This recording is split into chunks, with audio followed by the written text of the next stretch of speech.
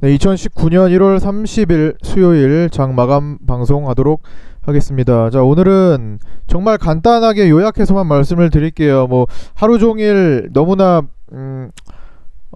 정상적인 흐름이었다고 그냥 요약할 수 있는데, 설 연휴를 앞두고 사실은 원래는 거래가 많이 줄어야 하는 게 정상이에요. 근데 이제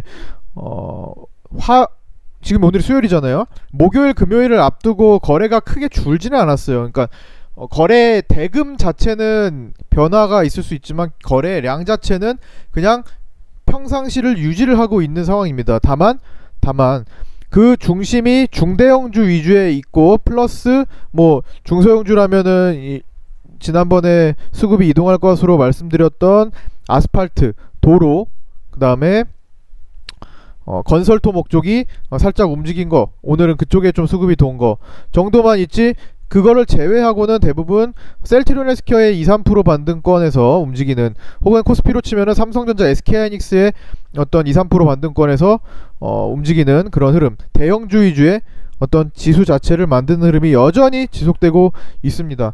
일단은 시장을 만드는 흐름 속에서 움직이는 종목들이 적어질 수밖에 없어요. 한정된 자금이 전체적으로 분산이 되는데, 중소형주보다 중대형주에 집중이 된다면 당연히 중소형주는 거래량이 줄을 수밖에 없고, 실질적으로 거래 대금 자체와 거래량은 거기서 변동이 생길 수밖에 없습니다.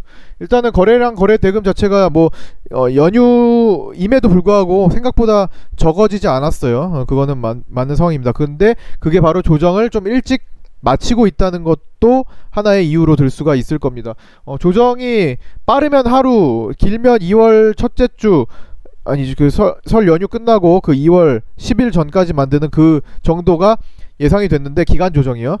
생각보다 빠르게 마칠 수 있을 것 같은 생각이 또 듭니다. 715포인트로 끝났는데 코스피는 2200을 넘어섰어요. 그리고 선물은 보시면, 화면 보시면 선물은 요게 마지막 쪽 선물은 지난번에 10월달에 내려온, 여기 있죠, 10월달에 내려온 큰 갭을 메우는 흐름이 나왔어요. 강력한 흐름이 나왔습니다. 이 신호로 볼 때 일단 시장은 코스닥이 일단 속도감이 좀 적지만 어쨌든 코스피를 따라간다면 강력한 전환 흐름이 나올 가능성이 또 높아지고 있는 겁니다. 선물이 먼저 이동을 하고 있잖아요, 그쵸?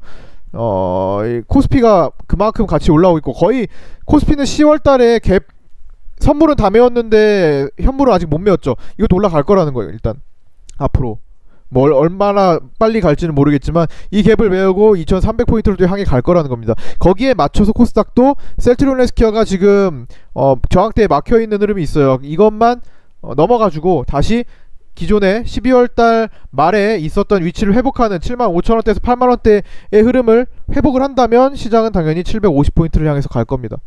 10월달에 폭락으로 만든 자리를 거의 다 메울 수 있다는 거예요. 엄청난 흐름이죠. 코스피 기준으로 10월달에 만든 폭락 자리가 여기잖아요. 2300포인트대 지금 100포인트 남았어요. 많이 따라왔죠. 그 다음에 코스닥은 아직까지는 뭐 100포인트 이상 남았지만, 얘가 100포인트는 당연히 코스피보다 훨씬 크죠. 갭을 적어도 갭 라인까지, 즉 750포인트까지 라인은 정상적인 파동으로도, 셀트리온 헬스케어에 의해서로도 충분히 움직일 수 있는 수준입니다. 그런데 두 번째 단계에서는 뭐라고 했죠? 셀트리온 헬스케어 뿐만이 아니고 다른 종목도 수급을 강력하게 이끌어서 중소형 바이오주들까지도 같이 이끌어갈 가능성이 높습니다. 그래서 그런 흐름을 예상하고 중소형 바이오주, 특히 중소형 바이오주의 어떤 정책 기대감으로 엮여있는 치매 쪽도 관심을 계속 가져본다는 거고, 이후에 줄기세포, 그 다음에 임상 이상 관련주들을 이렇게 순차적으로 가면서 잡아볼 수가 있을 겁니다. 플러스 지금 화장품 종목들이 많이 바닥에서 쉬고 있어요. 화장품 종목은 결코 죽지 않습니다. 대부분의 정상적인 화장품 종목들은 중국과의 마찰로 인해 매출이 줄고 막 이런 것들 복잡하게 막 있을지언정 다시 올라옵니다. 항상 바이오랑 화장품은 이렇게 연결해서 그 다음은 또 엔터 쪽으로 갑니다.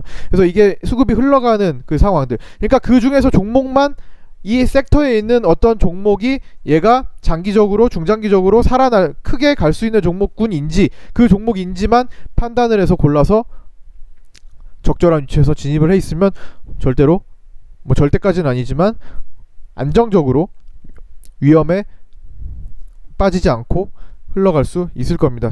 천천히 순차적으로 그렇게 수익을 낼 수 있을 겁니다. 일단은 제가 화장품이나 치매 쪽에 이제 몇 개를 보고 있는 종목들이 한두 개씩 있잖아요. 이제 그런 것들 위주로 일단 구성을 하고 있어요. 뭐 이미 매수했다가 매도한 것도 있지만 어쨌든 그 종목들을 꼭 반드시 그것만 하는 것은 아니지만 일단 제가 지금 보고 있는 것들은 기본적으로 누군가는 관리하는 사람들이 관리하는 뭐 주체가 있습니다. 그거 아닌 것은 제가 잘 안 건드려요. 누군가 관리한다는 것은 그만큼의 그 사람들도 욕심이 나중에 펼쳐지게 욕심이 당연히 드러나게 될 겁니다. 그냥 괜히 아무 뭐 봉사활동하는 거 아니잖아요. 그런 사람들도 그렇죠. 반드시 결과물을 가지고 오려고 결과가 좋든 안 좋든 간에 그런 흐름을 위해 노력은 할 겁니다. 적어도 그 노력하는 정도에만 우리는 충분히 먹고 나올 수 있을 겁니다. 그게 시간이 길고 짧은 차이가 좀 있고 얼마나 출발 전에 큰 어떤 파동을 만들면서 뭐 고되게 하는지 종목마다 특징이 다르기 때문에 차이가 있는 것 뿐입니다. 기본적으로 주포 관리하는 관리 포착이 되질 않으면 일단 관심주에 두지를 않아요. 근데 그러니까 최대 관심주에 두지 않습니다. 1라인에 이제 당장 매매 후보로 올려두질 않기 때문에 일단 그런 것들 흐름 생각을 해보시고, 그러니까 확률이 높은 거죠. 관리하는 주체가 있을 확률이 높은 것들만 건드리고 있다는 겁니다. 그러면 결국에는 살아날 확률이 높아요. 다만 열에 8개, 나머지 한두 개 정도는 야금야금 그 주포가 빠져나가고 있는 거로 보이는 것도 있어요. 이제 그런 것들은 계속 줄여 나가긴 할 겁니다. 이제 2월달 정도에는 그런 것들이 없어야 돼요. 이제 3월 되기 전에는 다 처리를 해야 되기 때문에 그런 것들은 조금 미래를 위해서 하나씩 제가 사인을 드리도록 할 거예요. 그 전까지 굉장히 해결돼서 많이 수익이 난 것도 많이 있고 전환된 것도 많잖아요. 10월장 거쳐온 것도 포함해서. 그렇죠? 일단 그렇게 했음에도 불구하고 주포들이 어떤 결과를 가져오지 않고 준비하지 않고 계속 계속 팔아나가는 모습이 포착된다는 그런 모습이 보이면 일단 그거는 줄이도록 하겠습니다. 지금 이미 그렇게 해서 많이 떨궈져 나가는 것들이 있을 거예요. 그래서 그렇게 알고 계시면 되고, 오늘은 가스가 아니라 아스팔트 도로 건설 토목 쪽에 붐이 일어났지만 내일은 혹은 금요일은 혹은 설 연휴 지나고 나서 초반에는 다시 비료나 광물 자원도 생각을 해보시고 계셔야 됩니다. 계속 순환할 거예요. 2월 말까지 대북주들은 또 수급을 살려가겠지만 순환할 겁니다. 그리고 바이오 쪽으로는 순차적으로 치매가 사실 지금은 수소차보다 못해요. 워낙 정책이 너무나 수소차 쪽에 좀 몰아버렸기 때문에 약간 힘을 더 실었잖아요, 정부가. 근데 어느 순간 지나면 치매, 그리고 더 나아가서는 사실 최근에 언급은 안 드렸지만 이 난임 관련 쪽까지도 얘기가 나올 겁니다. 그건 올해 나올 수밖에 없어요. 올해 초반에. 그래서 그런 것들도 미리 또 뭐 들어갈 수 있으면은 또 마련해가지고 들어가도록 하겠습니다. 순차적으로 급하게 하지 않습니다. 항상. 그 다음에 지난번에 바닥에서 한번 마감 때 직전에 소개드렸던 이 영우 DSP라는 종목이 1100원대까지 올라가고 그 얼마 전에는 1495원까지 찍었는데 이때 한번 소개는 800원대 들었고 뭐 그 이후에 매매를 일단 매매를 떠나서 이 종목에 대한 것만 얘기를 드리자면, 일단은 뭐 그때 방송으로 또 혹시 설명 들었을 때 혹시 건드신 분이 계시다면 다 나와주시는 게 좋을 것 같습니다. 일단 시총이 지금 150억인가 145억까지 떨어진 상태, 140억대까지 떨어진 상태인데 제가 생각하기엔 매출 대비는 굉장히 저평가예요. 굉장히 저평가입니다. 145억이라는 것은 코스닥에 거의 나오지 않는 수준까지 내려온 거예요. 코스닥에 상장된 종목들 중에서. 그런데 두 가지가 있어요. 진짜 시장 때문에 혹은 관리 주체가 사라져서 계속 떨어져 나가면서 시총이 깎인 경우, 저평가가 됐다는 거죠. 극히 극저평가가 됐던 경우. 두 번째는 정말 그 시총으로 내려가야 될 이유가 내부적으로 발생하고 있는 경우, 아는 사람만 계속 팔아 나갔던 경우죠. 약간 이제 후자의 냄새가 또 납니다. 그래서 혹시나 보유하고 계신 분은 오늘 내일에서 싹 다 그냥 얘가 앞으로 더 어떻게 뭐 가든 여기서 뭐 2배를 간다 쳐도 나중에 판단하고 매매를 하시는 게 좋을 것 같고, 혹시나 매매를 하셨다면, 혹시나 아직도 갖고 계시다면 일단 다 매도 처리를 하시고 또 그렇게 하셨으면 좋겠습니다. 내일까지 이렇게 보시고요.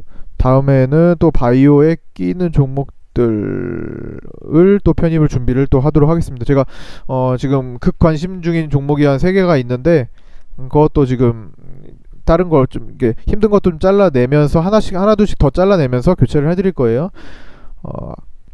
아직까지 안 자른 거는 괜찮다고 보시면 됩니다. 자, 그 다음에 수급은 오늘 개인들이 결국에는 졌어요. 또 개인들이 양시장 또 졌습니다. 그러니까 뭐냐면 결국 또 매도 전환하면서 아침 출발은 매수로 시작했지만 또 마지막은 또 다 매도, 코스피는 또 3천억대 매도가 나오면서 코스닥은 500억대 매도가 나오면서